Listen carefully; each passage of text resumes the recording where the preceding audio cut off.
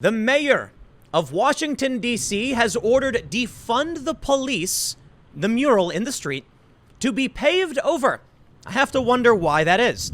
You may also notice there's a lot of thunder and rain because it's a very severe thunderstorm right now. Well, you're going to have to deal with it. I apologize. It's raining. If I could control the weather, the world would be a better place. But I can't, so I must record through it. Anyway, the D.C. mayor is getting rid of Defund the Police, and it's very obviously, at least in my opinion, because Defund the Police is extremely unpopular. And because of phrases like this, and because of the rioting, people are, well, they're getting upset with the Democrats. It's helping Donald Trump. So lo and behold, Washington, D.C. decides to remove it. Let me read you the story. I got a bunch of other context I want to show you. Consider this an addendum to my earlier segment on Kamala Harris.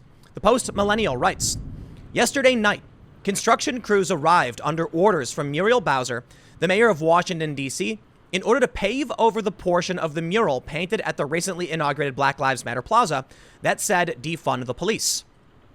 The mural itself was commissioned by the city government and originally just read Black Lives Matter in big yellow letters. The next day, however, activists added defund the police next to it. Ironically, the same workers who performed the work were ordered by the mayor to refresh the paint on both the original and added slogans. It seems the mayor didn't have a problem with it the first time around. Defund the police has been one of the main points of the BLM movement nationwide. And indeed, even in other countries, recently Black Lives Matter groups have taken on all sorts of issues as their own that go far beyond the pale of police brutality. I'll tell you why. It's because our media is one-sided, okay? You need a right to counter the left. So the conversation is constrained within certain boundaries.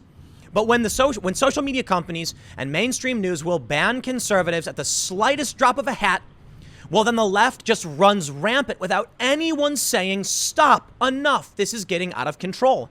And now they've gone from first defund the police, now abolish the police, and now they're going out, they're rioting, it's not stopping, and it is greatly benefiting Trump. You need at some point to have a conservative group, a right-wing group. As they say, the eagle needs two strong wings to fly. And this is the perfect example. So long as no one will dare criticize Black Lives Matter at the national level, they will get crazier and crazier. Mayor Bowser gave an interview in which she stated in very broad terms, that public safety has to do with a lot of other things than just policing, but that she didn't plan to alter the DC police budget. Many online have speculated the Democratic mayor's move to pave over the Defund the Police mural is connected to how politically inconvenient the message is for Joe Biden, who just picked Kamala Harris, the former top cop of California, as his running mate.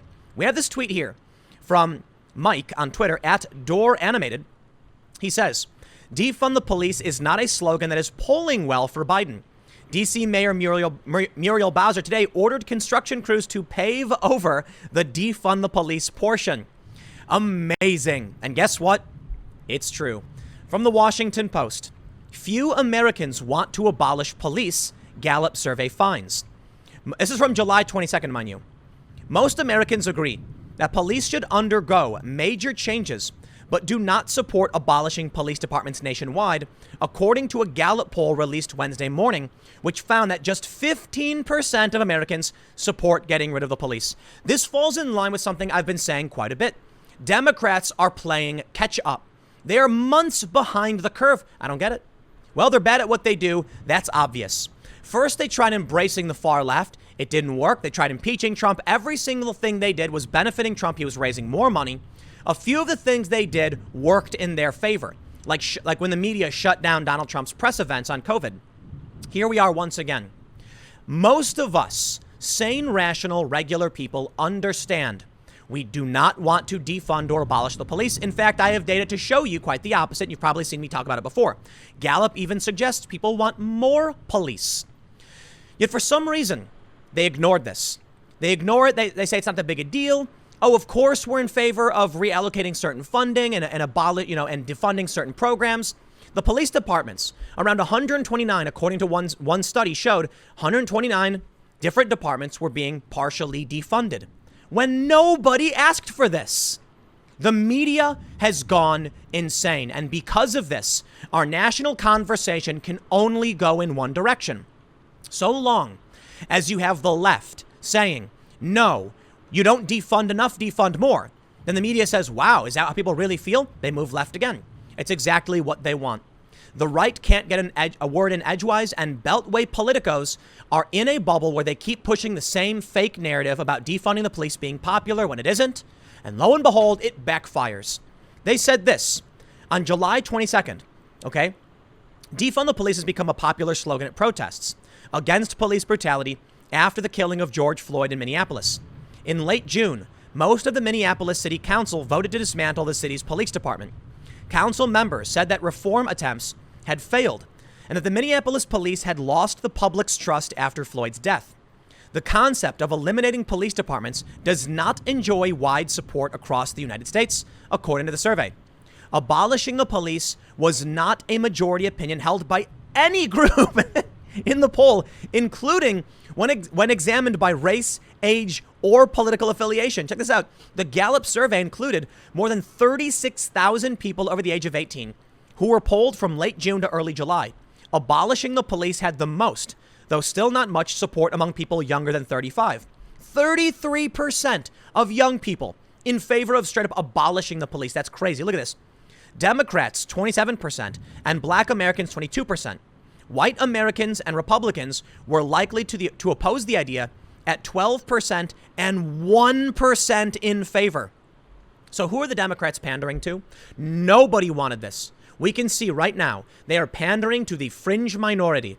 And now they're panicking because Joe Biden looks bad, because Donald Trump put out an ad, or somebody put out an ad that Donald Trump, I believe he posted or someone posted it, saying Joe Biden wants to defund the police. Donald Trump has said Joe Biden wants to defund the police. And in an interview, Biden was asked by an activist, would you support reallocating funding from police in other areas? And he said, yes, absolutely. Now, it's important to point out Biden has talked about funding the police more in other areas. Call it whatever you want. It doesn't look good. They say the public more broadly supports other types of changes and showed very strong support for strengthening relationships between officers and the communities they police. People realize they need the police while looking for the police to be more accountable and transparent. I completely agree with this sentiment. We want a police department that is more connected to the community, that is accountable when they make mistakes. And it's a really difficult position because there really is, in many ways, an adversarial nature between law enforcement and regular people. It's why we have the Fifth Amendment and the right to remain silent. Regular people have a right to due process, and they advise you, lawyers will tell you not to talk to cops, ever, for any reason. Now, that is a difficult position to maintain if you're trying to have a better community connection between regular people and the police departments who are supposed to be serving their community. How do we create something where we feel safe and comfortable around cops when we're advised by the law not to talk to cops? And we are. I don't know if we can ever have a perfect system. And once you recognize that, you realize you will very likely have negative interactions with cops. They'll give you tickets and citations. They say don't talk to them. You might get arrested. But it doesn't mean they're bad people. It means we're doing the best we can. Now, in my opinion, we've come a long way in this country. Police reform makes a lot of sense. I do not believe that we simply maintain old systems because they've worked in the past or because we've survived. I am not an ultra-traditionalist or even a traditionalist for the most part. I happen to be relatively progressive. I also think it's very dumb to just light your traditions on fire overnight. Maybe not all of them, but in this instance, abolishing or defunding the police makes no sense until you come up with alternatives and plans and you work your way to find better ways of dealing with what we would call policing. They talk about having healthcare workers deal with homelessness and people who are mentally ill. I completely agree. Okay, so what you do is you give more funding to the police to create these programs. If these responders for mental health and homelessness do a better job, then we can allocate funding from other areas to these areas and bolster them. But taking the funds away before you have a solution is just nuts. Could you imagine this? You're like, my car is really bad and I need to buy a new one.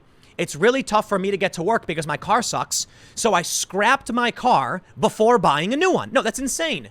You save up, you find the car you want, you buy it, and then you scrap your junker. We're not doing that. So this is the problem we have with defund the police. And it's the problem we have with morality government. They allow these messages to backfire on themselves, and so be it. You want to defund the police? fine.